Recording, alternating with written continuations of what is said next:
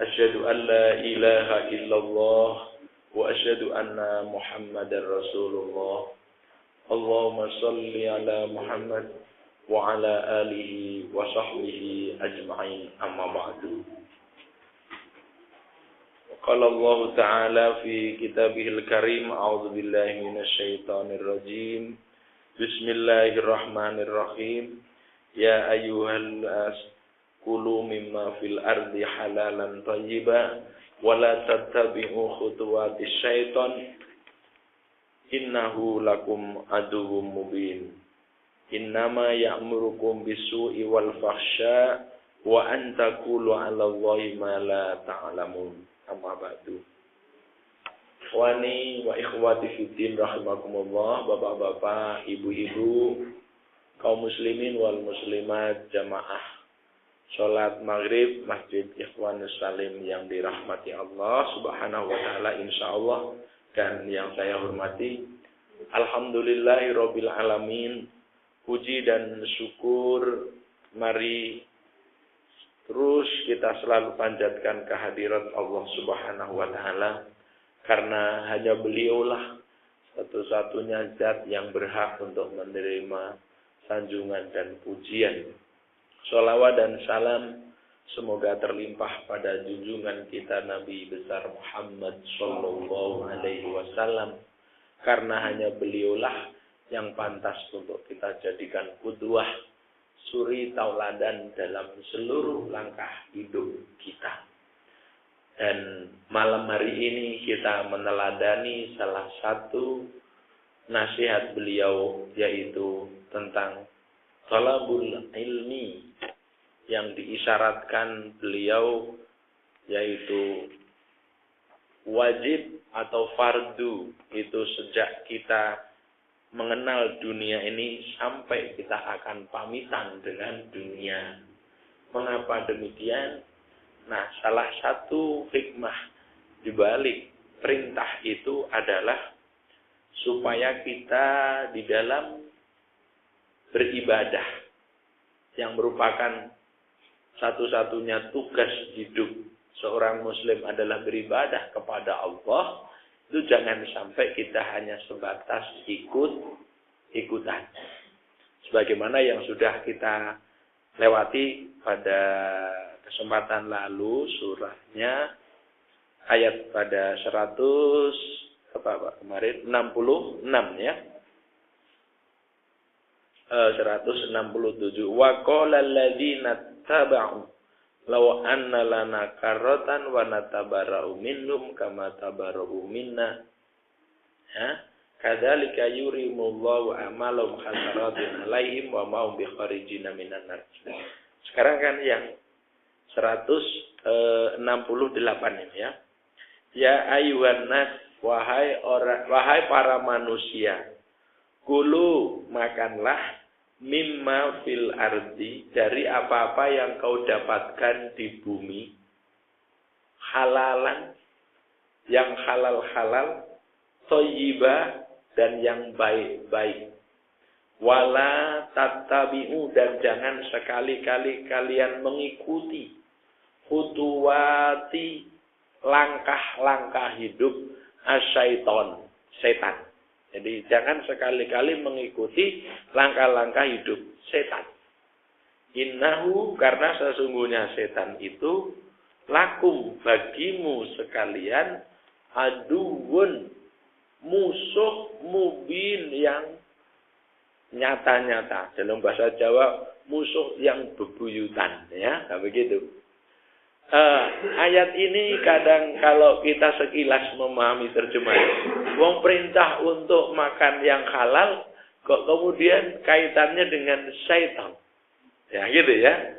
Karena luar biasa ayat ini, Pak Saudara. Jadi makanlah kalian dari apa-apa yang telah disediakan oleh Allah di muka bumi ini. Karena pada prinsipnya semua yang ada di muka bumi ini diperuntukkan untuk manusia. Ya, yang ada ayat berapa ya, Yohanes yang di depan itu ya.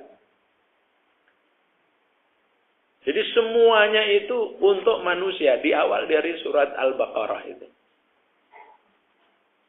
alladzi ja'ala lakumul arda firasya was sama binaa, selanjutnya itu adalah lakum, semua yang ada di muka bumi ini diperuntukkan untuk manusia secara umum. Ya.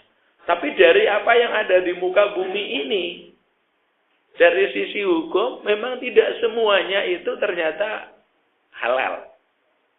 Tapi ada yang haram. Mengapa kalau memang untuk dimurnikan manusia, kalau Allah tidak menciptakan yang haram saja barang itu ya? Iya. Itulah untuk menguji ketaatan kita kepada Allah Subhanahu wa ta'ala. Sebenarnya kan gitu. Jadi, makanlah semua yang ada di bumi Allah ini. Tapi yang halal-halal. Ya. Yang halal itu apa? Ya jelas, al-halal itu adalah segala sesuatu yang tidak bertentangan dengan perintah Allah dan Rasul. Ma'in halan uqdatul hadar anhu wa wa ma'adzanallahu ta'ala bi. Sesuatu yang halal itu apa? Yaitu sesuatu yang telah ditetapkan oleh Allah Subhanahu wa ta'ala, ya, dan diizinkan oleh Allah. Ma'adzanalahu, adzanalahu itu. Kemudian ternyata perintah untuk makan itu bukan halal saja bagi orang beriman, ditambahi thayyibah. Thayyib apa? Makana tohiron ghairon najasin, yaitu sesuatu yang suci, yang jauh dari unsur-unsur najis, wala mustaqdiri ta'afahun nufus, dan tidak membahayakan bagi, kalau bahasa kitanya ini, kesehatan jiwa kita.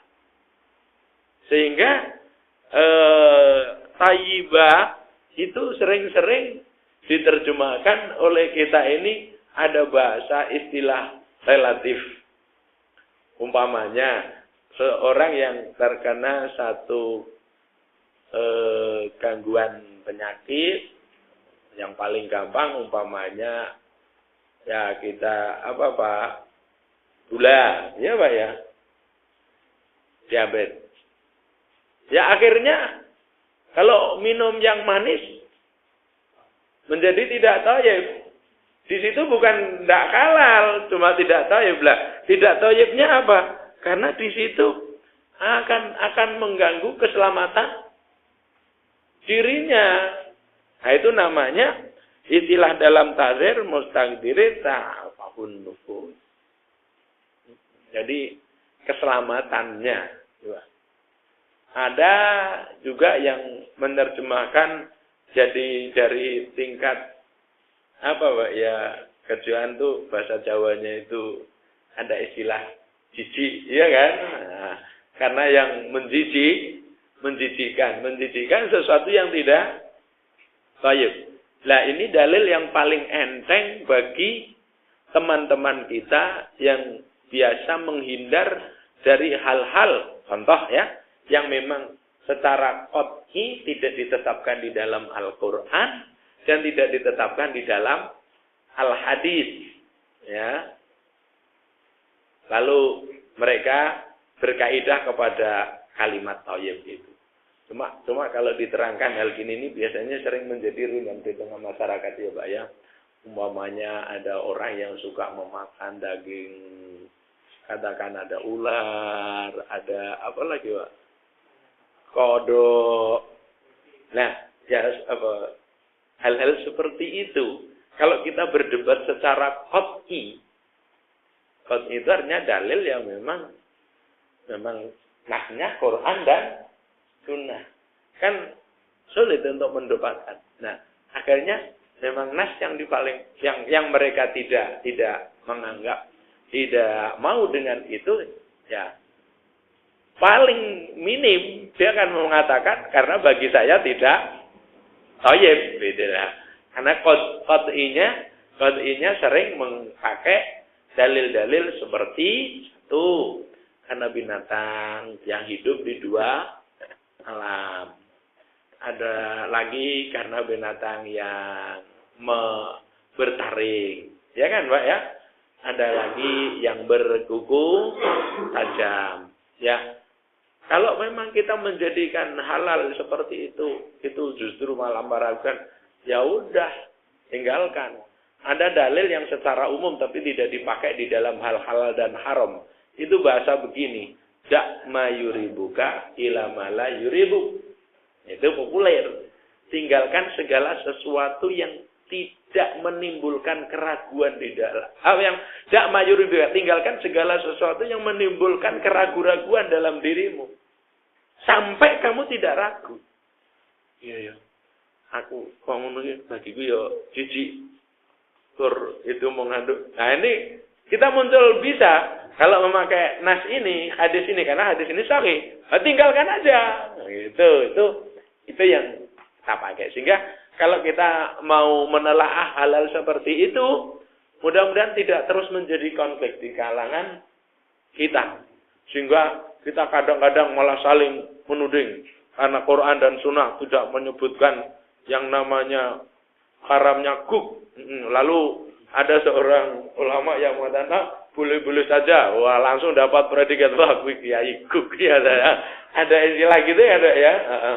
Ada kiai guk, ya.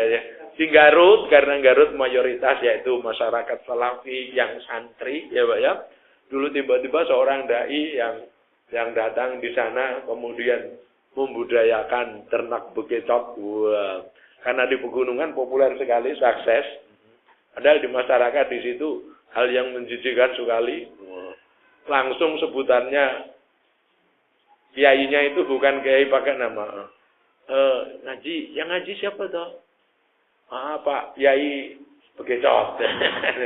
Ada Kiai Bekicot, ada Kiai Kodok, ya ada Kiai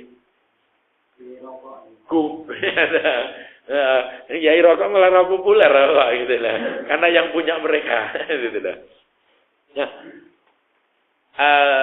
Bagi kita halal seperti itu artinya itu sesungguhnya setiap kita ini sudah maklum. Ya Pak ya, maklum keberadaannya itu. Maka tidak usah diperdebatkan. Nah, kita memakainya halal yang populer di dalam Al-Quran itu biasanya toyibahnya itu kepada toyibah. Tidak toyib, bagaimana mau toyib? Kalau menggigit aja mau jadi penyakit yang sangat berbahaya. Bagaimana mau toyib? Orang nggak ada yang berani nyembeli. Apa ya? Kamu digepuk dah. Kalau digepuk akhirnya jadi bangkai. Nah, kalau kita keundangan berarti memang dia bang.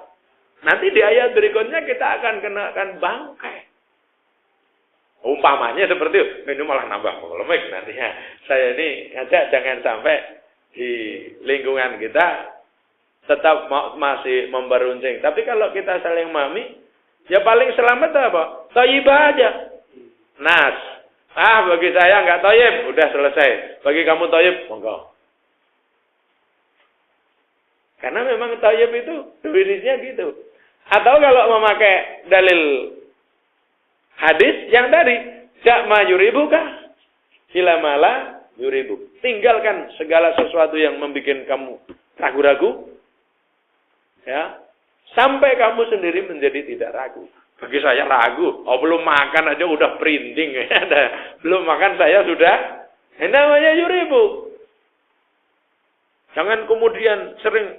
Saya pernah mau kita ini ya jangan sampai memperuncing hal-hal seperti yang nggak akan berakhir.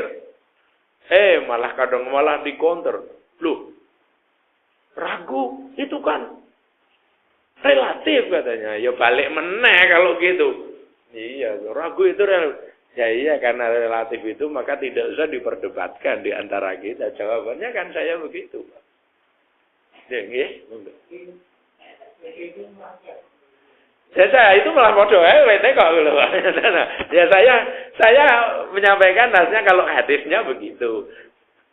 Kalau mau pakai dalil Quran kan memang tidak ada disebut kata-kata itu. Dalam bahasa Al-Quran sebagai itu difda'un kodok. Nah, pakai kalau mereka yang tidak mau kan pakai karena bagi saya tidak Thayyib. Kan gitu. Kalau mau pakai hadis, bagi saya meragukan. Kan cuma sebatas itu. Lah kalau memang ketika bagi saya thayyib, bagi saya memang tidak ragu. Dan tidak selesai juga persoalan, ya Pak ya. Mungkin begitu. Kira-kira gitu. Ya kalau yang namanya yuri buka dan toyiba itu ukurannya memang akhirnya kan rasa kita sendiri ya Pak ya. Saya ragu. Apa ada orang bisa mengukur keraguan saya? Ya kan Mas? Saya masuk di satu warung. Dan saya sering ngelaku. Kita sedang musafir dan sudah pesan. Setelah kita duduk. Loh, kok di dalam ada gambar gini? Bagi saya langsung ragu. Ya kata Rasulullah, ya tinggalkan aja. Wes itu umpamane nekat kon bayar oleh pesan ya bayar ngono ae. Bismillah, muga-muga Allah ganti. Umpamanya kan gitu. Sedang masuk. Buka-buka tempat. Loh. Kok ada merah-merah, gede-gede apa, Pak? Darah. Ya di sini aja masak begini. Berarti orang yang masak barang haram mesti bukan orang Muslim. Kalau orangnya nggak Muslim, ini kan tidak semua orang bisa ragu. Jadi keraguan saya muncul belum tentu Bapak Ibu ragu, mamanya begitu kan. Ya mungkin monggo bahasa menjadi relatif ukurannya akhirnya kita. Umpamanya begitulah kira-kira. Ya kita mengkaji untuk kita amalkan kan sebagainya supaya kita lebih jelas. Tapi mengaji bukan untuk diperdebatkan. Maaf. Sebab perdebatan seperti ini nggak akan berakhir. Iya. Ngaten? Ada yang lain? Oh enggak Pak. Ini. Jadi Islam mengajarkan kepada kita makan dan minum itu halalan thayyibah. Prinsipnya begitu. Thayyib. Yaitu yang halal karena ma'adzanallah. Halal itu adalah sesuatu yang memang diizinkan oleh Allah secara terang dan Rasul. Kemudian yang thayyib adalah yaitu suci dari segala unsur najis dan tidak membahayakan bagi keselamatan dirinya. Iya, maka para kiai yang mengatakan yang memang udah sepuh, kolesterolnya tinggi, tensinya dhuwur, ya mereka mengatakan wah daging kambing bagi kami tidak thayyib. Umpamanya begitu, ya saya Pak ya. Itu thayyib. Kalau tadi tidak keraguan. Bapak pernah membaca kisahnya Imam Ibnu Hanifah sempat tidak makan daging kambing selama 6 tahun dalam guyonan santri populer ya Pak ya. Hanya gara-gara suatu hari diundang akikoh oleh muridnya. Ketika sebelum berangkat akikoh mendengar bahwa di kampung itu ada kambing hilang. Dia masuk di dalam akikohan, ketika disuguh daging kambing, nggak mau makan sama sekali. Karena imam nggak makan ya semua tamu undangan nggak ada yang makan gitu loh. Wah menghargai imam sampai seperti itu. Kiai narung demak, santri nerong orang mangan udah disuguh. Akhirnya dibujuk sampai capek tetap saya nggak makan. Apa imam nggak makan daging kambing memang mau nyirek bahasa Jawa? Oh enggak. Apa imam tidak selera dengan masakan ini? Oh enggak. Akhirnya karena didedes terus lama-lama saya dengar di kampung ini ada kambing hilang. Mau kambing hilang ragu dia. Nah ini kan luar biasa. Loh, ini kambing saya piara sendiri kata yang punya hajat.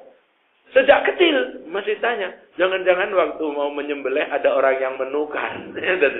Sampai seperti itu. Enggak. Betul-betul saya sembelih sendiri dan tidak tertukar oleh siapapun. Ya sudah, enggak, saya tetap tidak mau makan.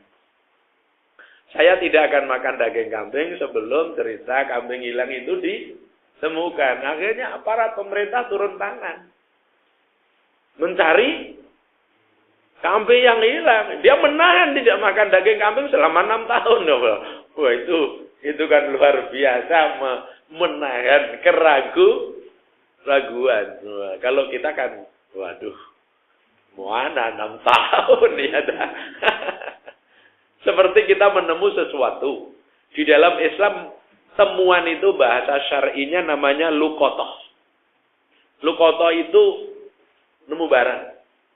Ya tadi Imam Ibnu Hanbal sampai 6 tahun tuh gara-gara kambingnya tuh sebenarnya sebelum 6 tahun udah ditemukan. Tapi masih ragu apa betul ini kambing pemiliknya, ditahan dulu. Jadi menjadi barang temuan itu ditahan. Luqotoh, barang temuan. Kalau kita menemu sesuatu itu kan harus kita tahan. Tidak boleh kita pakai. Diumumkan. Pengumuman itu bukan ketika ini diumumkan sudah nggak ada lalu pakai. Enggak, ada jeda waktu. Suruh menahan selama sampai 1 tahun. Kholnya 1 tahun. Selama 1 tahun sudah ada yang mengakui, baru itu luqotoh dalam bentuk barang yang maklum. Ada dalam Islam kan ada luqotoh, ada rikas. Beda ya Pak ya. Kalau rikas itu berbentuk tambang ya Pak ya. Kita nyangkul di kebun. Di kebun kita sendiri, tahu-tahu dapat emas. Kalau di situ rikas namanya. Harta terpendam. Kalau di situ memang langsung menjadi hak milik kita. Hanya kalau rikas kita terkena namanya zakat. Kita wajib mengeluarkan zakatnya. Ya, baik kita teruskan. Wala tatabi'u khutuwati syaitan tadi. Setelah bicara suruh makan halal kok terus tiba-tiba setan. Begini permasalahannya. Sesungguhnya fitrahnya manusia itu selalu akan mencari sesuatu yang halal dan thayyib. Itu fitrah. Ya Pak ya.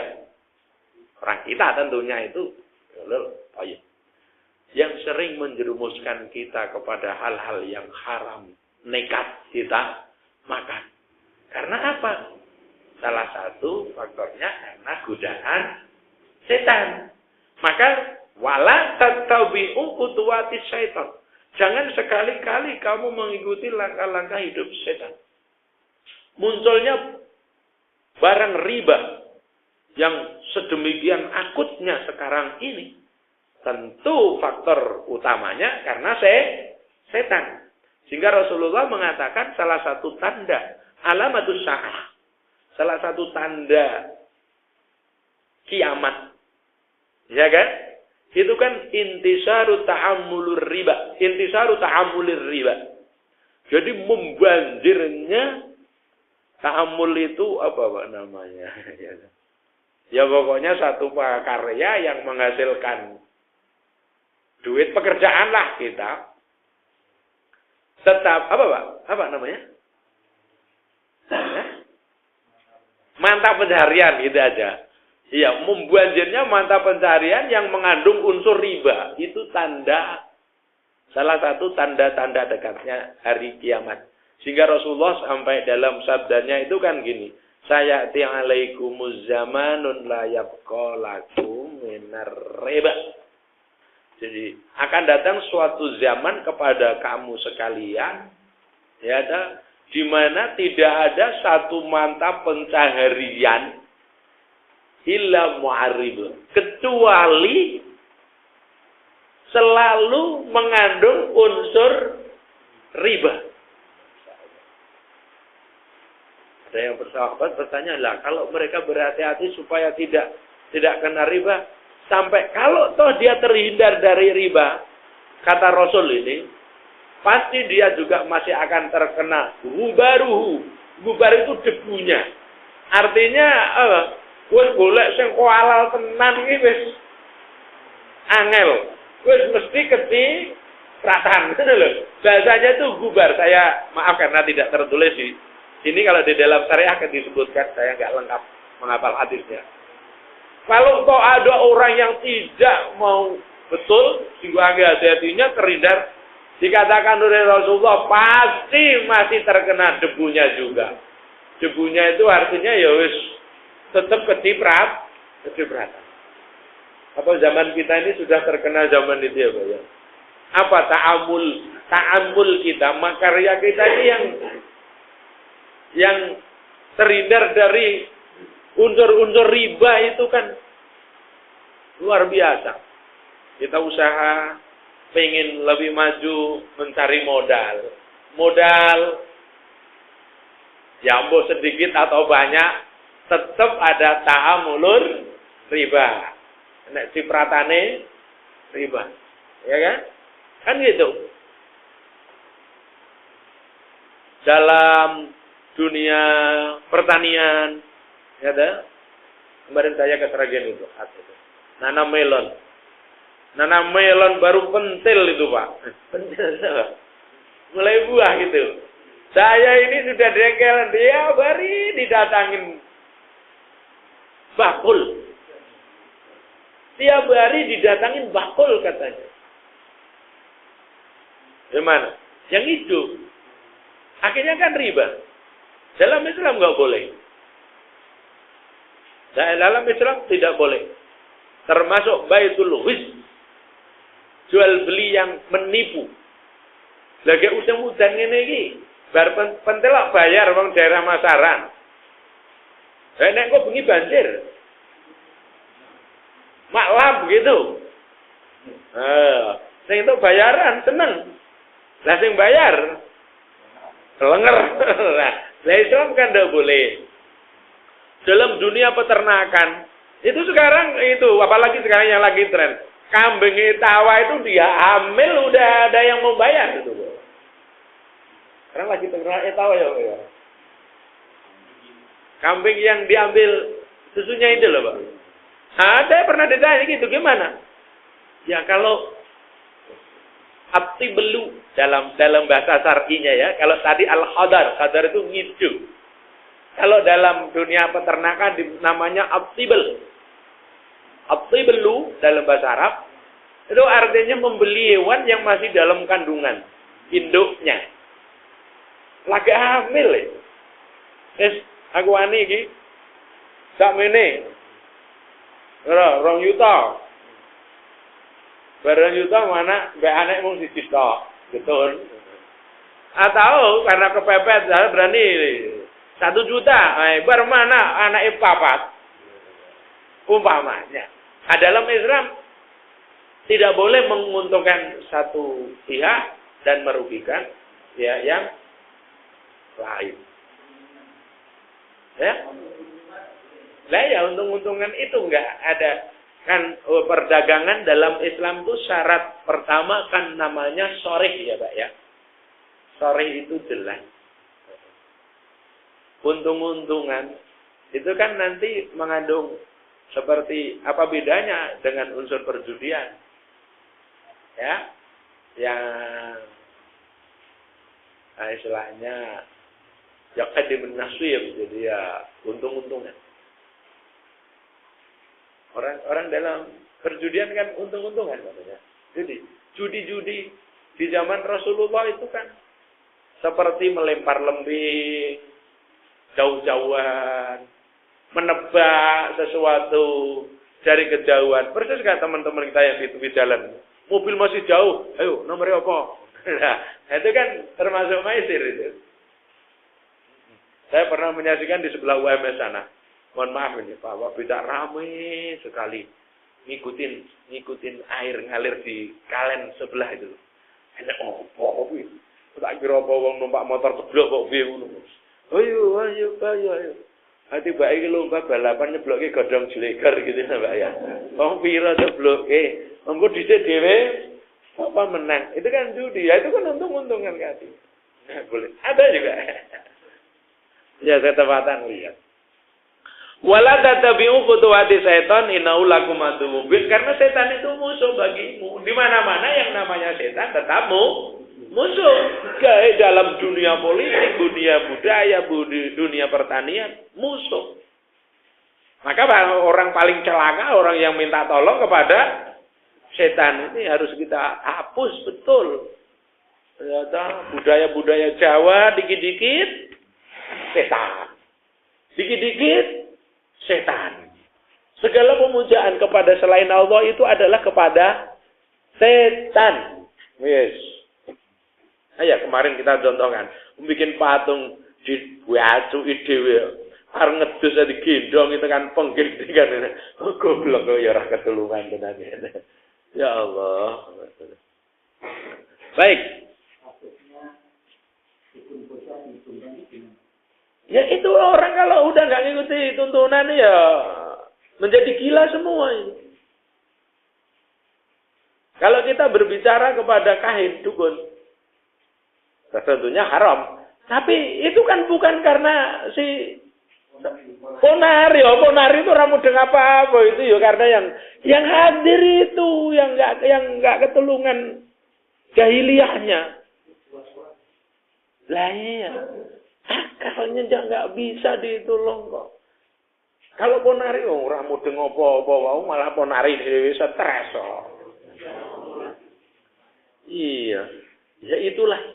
Kembali lagi kenapa? Setan berhasil membisikkan kepada manusia untuk berbuat, memohon pertolongan, perlindungan, kesembuhan kepada selain Allah. Oh, mongkur kobokane ponari kok ngantek kaya ngono iki terus akalnya itu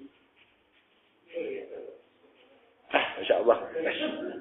Kalau kita menceritakan nanti kita ke ponari tidak tahu apa-apa. Ponari itu ramudeng itu kok kayak HP dolanan terus ini. Yang merekayasa itu. Itu direkayasa dari pihak aparat menyiapkan fasilitas apa ya. Aparat desa atau apa semuanya diuntungkan itu loh. Ya kita orangnya sajalah yang itu termasuk setan ya. Setan. Baik. Innama ya'murukum bisu. Innama sesungguhnya setan itu ya'murukum selalu akan memerintahkan kum kepada kamu sekalian bisu kepada kejelekan. Ora enek setan ngakon apik kuwi ora enek sak jaman Nabi Adam ada Malik ora enek. Sebelum ada wis ana setan kok gayane ya elek wis ngono. Karena innama ya'murukum bisu. Jenenge setan itu mesti elek. Enggak pernah menyuruh baik. Enggak mungkin setan menolong kebaikan. Mesti ya kejelekan. Innama ya'murukum bisu wal fahsya. Fahsya itu keji. Dalam Al-Qur'an itu perbuatan mungkar ada dua jenis, Pak ya. Innallaha ya'murukum bil adli wal ihsan wa itaidil qurba wa yanha 'anil fahsya'i wal munkar. Dalam istilah tafsir, apa bedanya fahsya dan mungkar? Fahsya ini seperti ini, perbuatan setan itu fahsyanya yang paling dominan. Fahsya itu apa? Sesuatu perbuatan keji tapi nyeneng deh. Nek mungkar itu keji, neng medeni. Dalam istilah tafsir. Termasuk perbuatan mungkar, membunuh. Warong itu mungkar, Pak. Tapi kalau fahsya itu judi, zina, itu menurut para ahli tafsir diterangkan gitu. Zina itu termasuk fahsya. Ya kan? Ya. Semua orang mau berbuat zina itu mesti kalau dia orang Islam, wah ini hukumnya haram. Tapi tetap menggiurkan. Nah, itu fahsya. Judi, semua orang yang namanya judi itu aduh. Mau ngerti aparat aja diuprek-uprek. Tapi selalu menggiurkan. Blin-blin, itu fahsya. Khomer termasuk fahsya. Nah, di sini disebutkan innama ya'murukum bisu'i wal fahsya. Setan itu akan selalu menyuruh kamu sekalian pada perbuatan yang jelek dan fahsya. Ojo mung diterjemahkan keji aja. Pemabuk-pemabuk nanti dibilangin, wah itu minum minuman yang keji. Enggak mau. Keji gimana? Harganya aja mahal. Enggak mau. Zina dibilang keji. Oh enggak. Nah, makanya pakai aja bahasa fahsya. Mari kita pakai bahasa fahsya. Masya Allah, minum.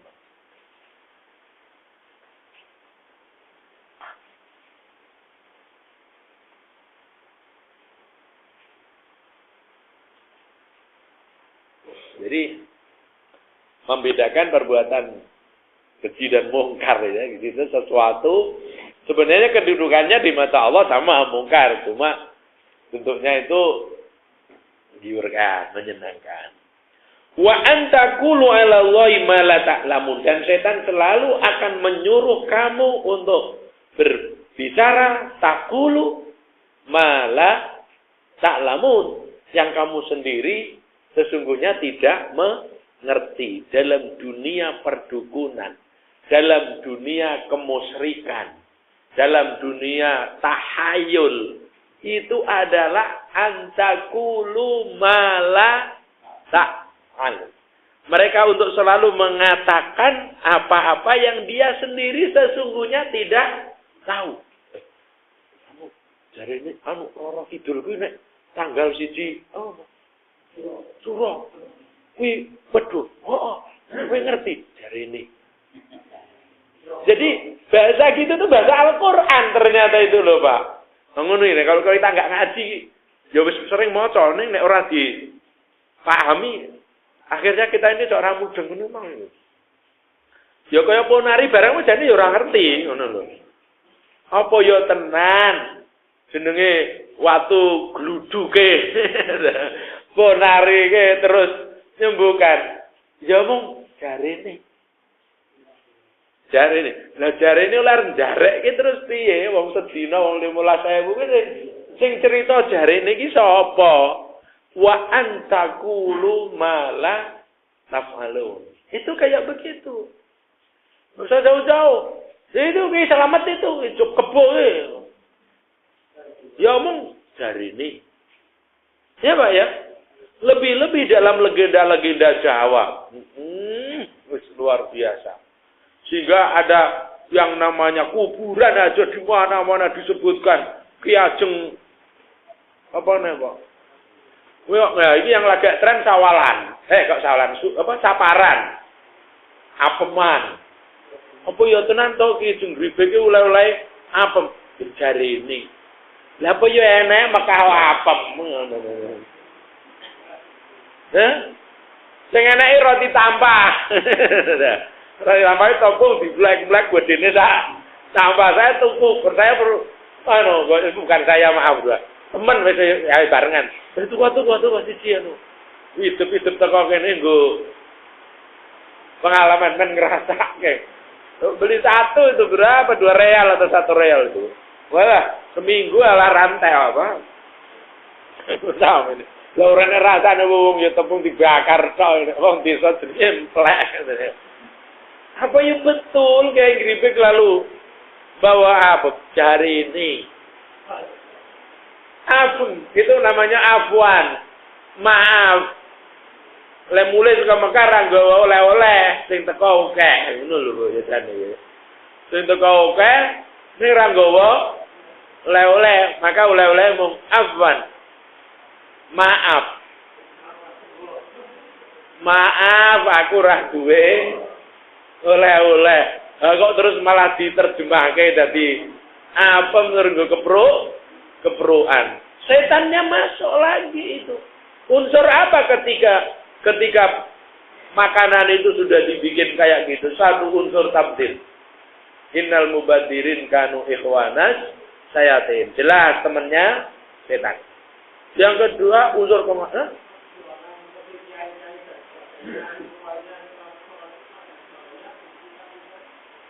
nah iya.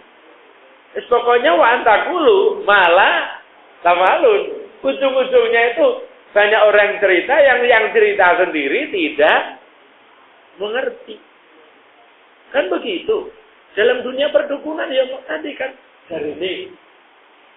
Entah teko aja nyanggone ponari nek teko ila ya. Kowe ki apa ya wis ngerti tenan sing mletrak watu bledeke. Ponari ki waras, ya ora. Ponari dhewe malah lara. makanya gitu. Ya dah. Lah bapake lara ya enggak mari. Nah, bapake jare malah lara. Wa antakulu ala Allahi ma la ta'lamun itu masyaallah. Ini dalam dunia Islam dalam lingkungan kita ibadah itu yang sering disebut bid'ah. Bid'ah. Ya Pak ya? Wih, oh, dalam Islam kok memperingati kematian ngene-ngene apa ya? Ala Allah itu. Dalam lingkungan kita bid'ah, khurafah, itu kan semuanya hanya kita kayak gini ya, Bu ya. Iya. Ada cari nih, anak sing rodok sok dalil. Dikit-dikit Imam Syafi'i. Belum tentu. Wah ini dalilnya Imam Syafi'i. Kowe lemu maca bukune Imam Syafi'i tamat pirang buku, tiba kenal bukune wae durung. Saya itu ketawa-ketawa, Pak. Ternyata tawasul kirim ganjaran itu dalam kitab yang betul-betul menukil dari Imam Syafi'i yang dikit-dikit pemerintah bilang Imam Syafi'i. Justru satu-satunya ulama yang menolak itu Syafi'i. Lah kok apa-apa Syafi'i? Ya karena kita dengarnya imam tuh Imam Syafi'i. Akhirnya wa antakulu ala Allahi mala ta'lamun. Kok kamu melakukan kayak begitu loh. Ini madhabnya Imam Syafi'i. Tiba kenal bukunya Imam Syafi'i aja belum. Nah kan payah. Nah, boleh. Tadi mau muter apa, Pak? Sabarnya. Nah, ini karena waktunya gini, kalau memang ada hal yang kurang pas, ya monggo diatur ke. Jangan sampai kalau saya salah nanti berlanjut gitu lah ya, Pak ya. Monggo.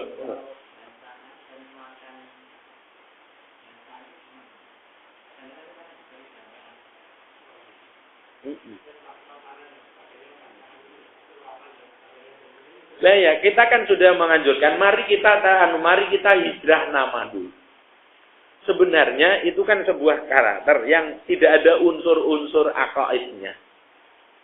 Akidahnya enggak ada. Berasal budaya. Kita rubah saja namanya itu. Hijrah nama dhisik. Syukuran. Ketika kita bacakan kesyukuran kan kita menjadi tidak ragu. Mungkin ketika ada hal itu, maka keraguan-raguannya kita hijrahkan. Saya mengajak hijrah nama minimal. Ojo bancaan, akikoan.